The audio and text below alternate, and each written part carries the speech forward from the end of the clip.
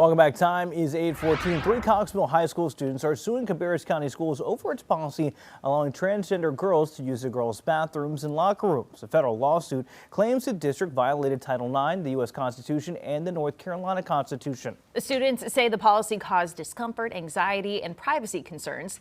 They accuse the school officials of telling them that the practices were required by federal law.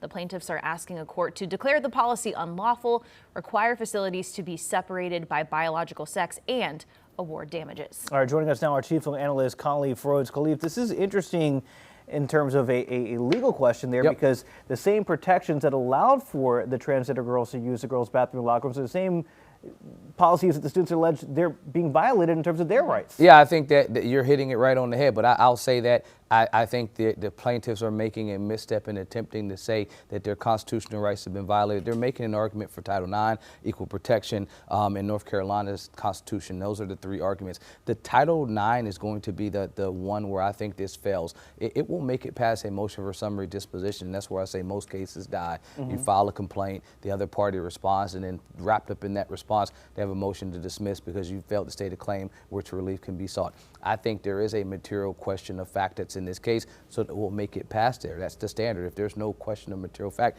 we don't even have to go further in the case right there. The plaintiffs will point to a case that happened in the North Carolina prison system where they talked about a transgender person attempting to use their birth certificate, and the court, our Court of Appeals, walked through the analysis. I think that's their strongest argument. The issue that it's a jail as opposed to a school system. The school district will point to something called the Grimm case. In the Grimm case, they actually said that this is directly on point. When you're in law school, you're looking at these cases, you're trying to find a case that has exactly similar situations.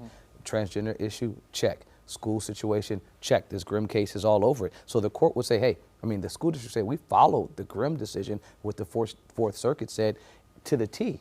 We followed it exactly how they recommended, that we can't discriminate and stop a transgender boy from using a boy's bathroom. And so if they're attempting to rely on that other case, I think this Grimm decision would say you're out of luck. And I would agree that plaintiff's case would be dead, not on arrival, but ultimately in the long run. Is there something that they could be successful in with this case, right? They're using Title IX and you don't think that's the right way, but is there a way where their case would have some standing, or what should they have filed this under instead, if at all? I think they'll argue that the court got it wrong in Grimm, and that happens sometimes, where you can say, listen, we recognize this precedent is out there, but that court was wrong. Or that some other case, i.e. the Supreme Court, because we're talking about federal cases, Supreme Court has spoken in some other case, and yes, the Fourth Circuit has ruled in Grimm, but we think the Supreme Court's cases later could contradict what the Grimm court said. That's their only argument, that the landscape has changed since then. So you argue that the court got it wrong, or that the way they applied the law was wrong, or that some other precedents higher, Supreme Court, or parallel, from another circuit should be, instructive to them. Not precedent, not that they're required to follow it, but it helps them in terms of guidance. I just think that the case law doesn't support their argument. Back to what Julian said, the protections are in place so you're not discriminating against anyone, right, on the basis of sex. So if you're using what now the school district is required to do and not discriminating against these transgender individuals, you can't, on the other hand, say, but now you've discriminated against me. It does happen. People do say, well, the laws you put in place are now reversely discriminating against me, but you have to be able to point to case law to support it. I just think they can't. Khalif, one of the things that this case brings up, obviously a lot of charged emotions. How hard is it to remove the emotions from it and look at the law itself when dealing with these cases? I think these type of cases, when you're talking about constitutionality, they're easy to at least say, well, what does the case law say? What does the Constitution provide? What does, like Title IX, what does equal protection? What does the state Constitution provide?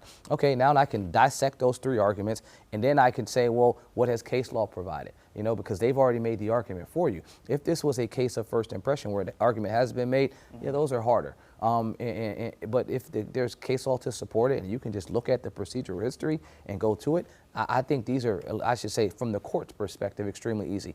Obviously, the plaintiffs and the defendants that are involved in this, emotions will be involved there. But from a strictly deciding it on the court's basis, it's what has been done in the past. because that's how cases are decided based off precedent, or has something significantly changed where now we need to go a different direction. And I hate to repeat that, but I just don't think that that's proven that the school district likely argues that their policy complies with federal law, and that's what you want the school district to do. You don't want a school district to be out of compliance with federal law, because now that's why you have multiple lawsuits being brought. All right, Chief Legal Analyst Collie Rhodes, thank you so much. Queen City News Plus. Just search Queen City News on your smart TV's app store.